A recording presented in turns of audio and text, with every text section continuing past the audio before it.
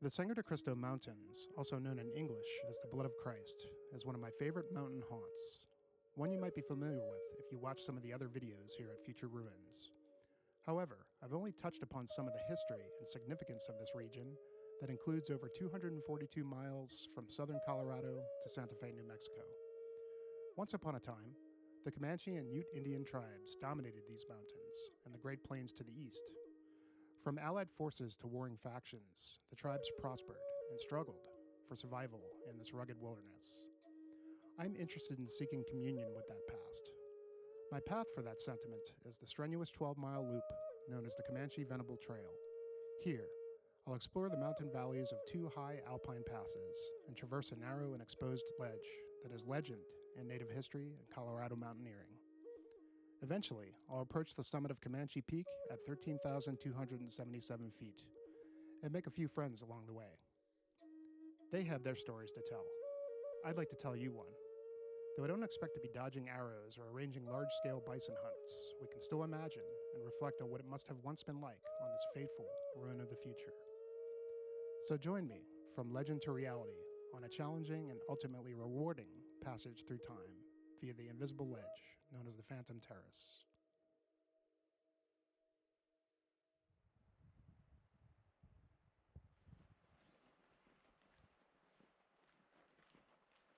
Hey, what's going on, you guys? Welcome back to another video, and this evening I am at the Venable-Comanche Trailhead. I'm going to spend the night and get up hopefully about 2 or 3 a.m. Get a really early start. It's called the Comanche-Venable Loop. Above tree line, there's Venable and Comanche Peaks. If I'm feeling good, hopefully I could at least snag one of them, but the goal is really just to get this loop done. About 13 miles, about 4,000 feet of elevation gain. Yeah, gonna be hiking in the dark for a couple hours with my headlamp. The primary feature of the hike is going to be the Phantom Terrace, which is gonna be above tree line, kind of going up and over the mountain pass. It's supposed to have some exposure.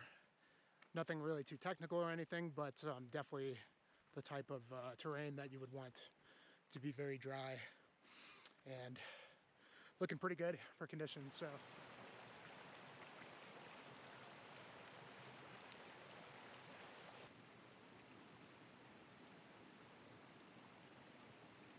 it's gonna be a long day. Definitely looking at about 8 hours, I think, if I make good time. So it's about 7:30 right now, and I already had my dinner, and I'm gonna go ahead and crawl into the back of the truck and do a little bit of reading, hopefully get some sleep. Kind of a shout out to my friend Rick, who suggested this loop as well as the peaks. I was actually supposed to do this with him a couple weeks ago, but with everything that was planned around the last couple of trips that I did and things that I had commitments for, I wasn't able to actually do the trail with him. Shout out to you, bud. Glad you got to do this, and I am making well on the fact that I wasn't able to do it. Up here you can just see just how much stuff there is to do out here. Just approaching up in the peaks here, but yep, we're going to be right up in here, this loop here. And I don't know if you can see Horn Peak just peeking out right there. Good night, and see you guys early AM.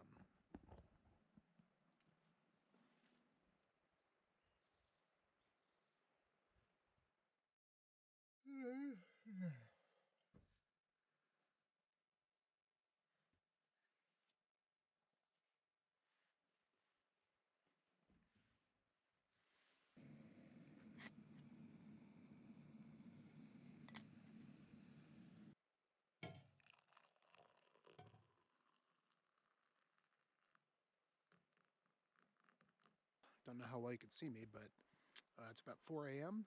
Got up about 45 minutes ago, had some coffee and some breakfast, and about to get started on the trail. A little nippy, but not too bad. I think I did pretty good. Probably got about 4 hours of sleep. And so, all right, here we go. 4 a.m.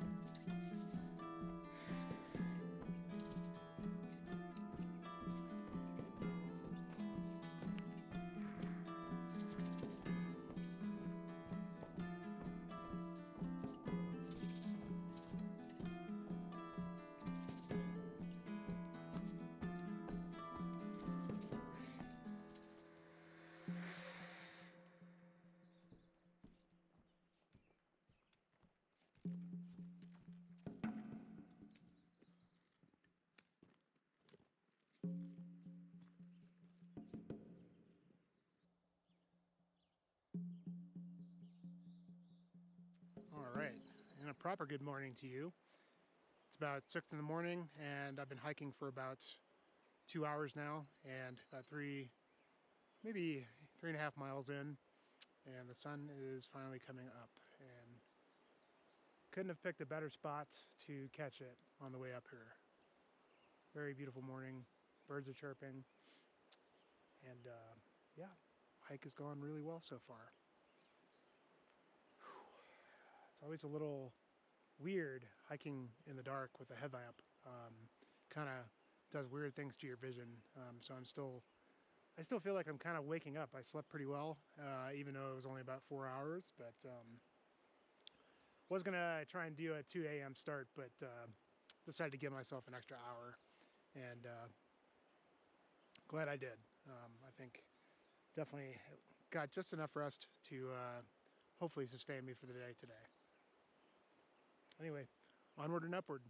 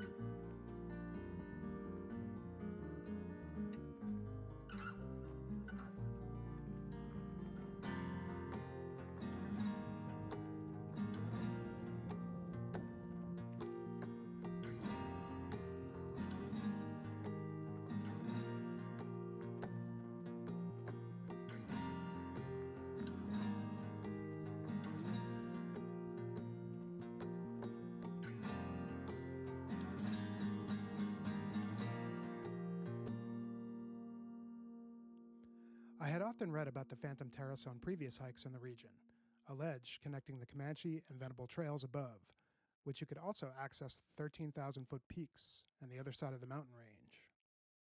Seen from afar, it makes sense how it was named. You would never even imagine there was a route that is passable where it lies. Only when you approach it do you see the long, narrow path along the ledge, giving way to a 1,000-foot drop to the lower valley of the Venable Lakes.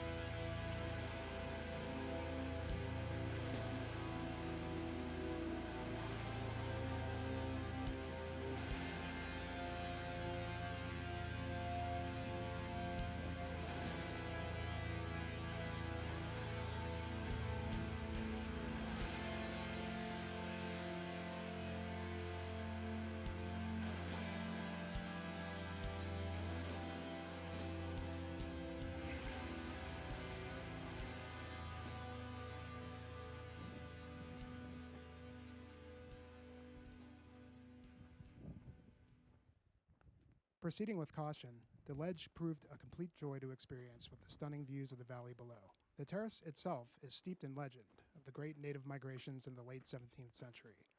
In the late spring of the 1680s, long before the Santa Fe Trail, Kit Carson and Bent's Fort, the alliance of Indian tribes consolidated their resources due to similar subsistence patterns and agreed to work in unison. They shared the land of the San Luis Valley to the west of these mountains during the colder months, while late spring brought about the long journey east, from the mountains to the Great Plains. The great bison were on the move, and time was of the essence. It is believed by some that the Phantom Terrace was one of many routes over the mountain passes that the tribes used to migrate, whether nomadic or for the great bison hunts. The Utes for many generations had learned the lessons of high elevation life. They understood the seasons and mapped out the terrain. In contrast, the Comanche became the great riders after horses had been introduced to North America by the Spanish. They were the great warriors and raiders that could encircle the bison herds in volume. The abundance of the great beast provided the tribes the tools of the trade: food, shelter, clothing, supplies, trade, economy, cultural and spiritual significance. All could be obtained with becoming a master bison hunter. With each respective strength, the partnership between the two tribes fostered good fortune for many years.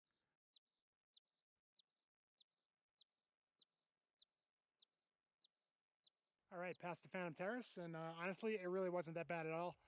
It's pretty solid trail going across. Pretty good exposure on the side, but nothing crazy that I haven't been through before. Definitely wouldn't want to go across that if there was snow or ice. But yeah, it was a lot of fun. Really good views and just really cool. So about 9 o'clock, and I'm starving, so I'm gonna sit down and have a snack, and then hopefully we will make our way up to Comanche Peak over there.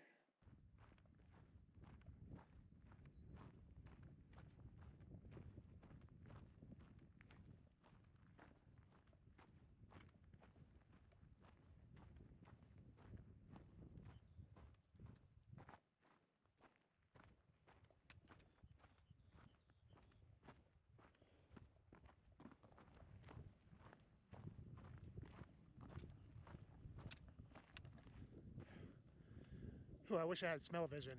These flowers are absolutely fragrant and just very potent smelling. Bees everywhere. It smells awesome. The wise elders of both tribes spoke of the alliance as a safeguard for the threat that was to come from the east. Not only the enemy tribes, but the colonial Europeans, which would eventually fracture the alliance and cause loyalties to deviate. The Ute and Comanche became enemies due to increasing levels of competition and differing levels of progression. The Comanche's emergence as horse masters gave the tribe a dominant edge on their ability to hoard resources and overpower the region, as an increasing presence of European colonists emerged. With multiple threats to contend with, both tribes shifted alliances between each other and the Spanish and European peoples, which led to more warfare between all parties. We know that this then resulted in the Great Western Conquest of the 1800s.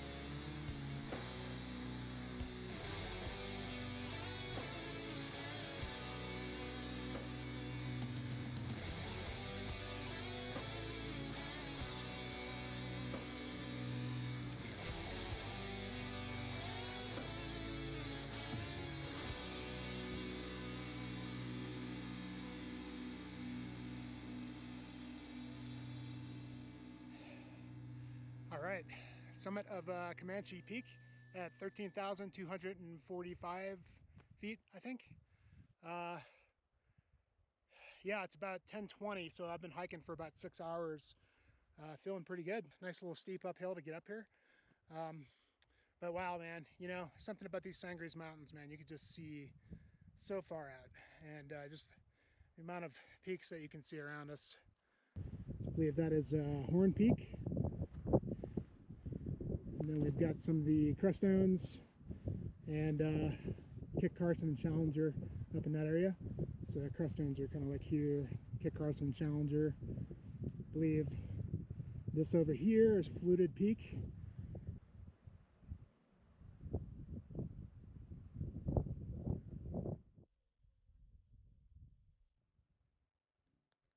The yellow-bellied marmot is an animal that is pretty easy to come across here in the high country. This guy has been staying within a safe distance of me since I approached the mountain. He's obviously hoping to catch some scraps for my lunch. These guys spend most of their lives burrowing in deep pockets of rocks, mainly during the hibernation period of winter. Right now we can see he's fattening up as much as possible. You might have heard him chirping and whistling earlier, and he must have been signaling to his buddies that I'm here. Seeing how fat he is, I'm sure he will make it through the hibernation season with no problem.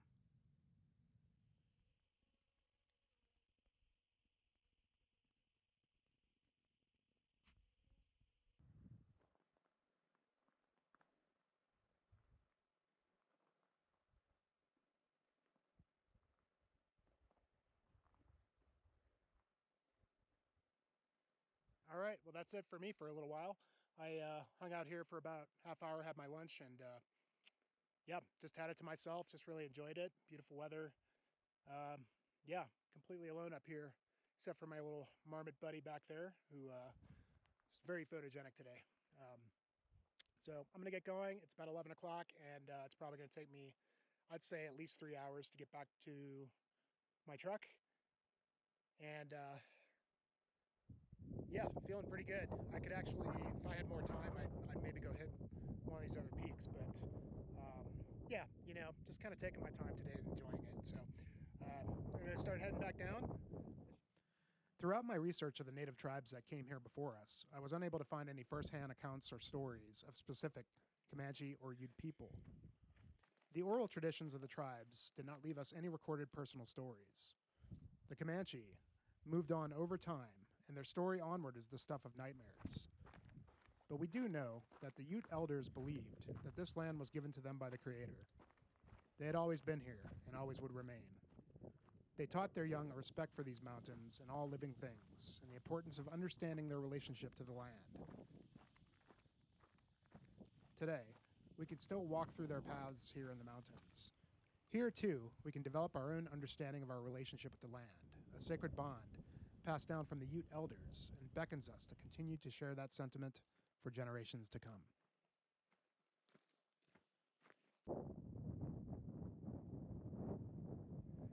Well, guys, that's about it for me today.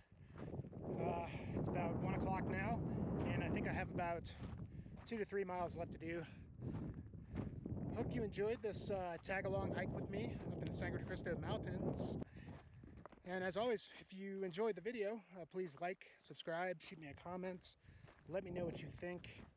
Helps me and inspires me to shoot more of these videos, and have a lot more coming for you soon. Thanks, guys. Cheers.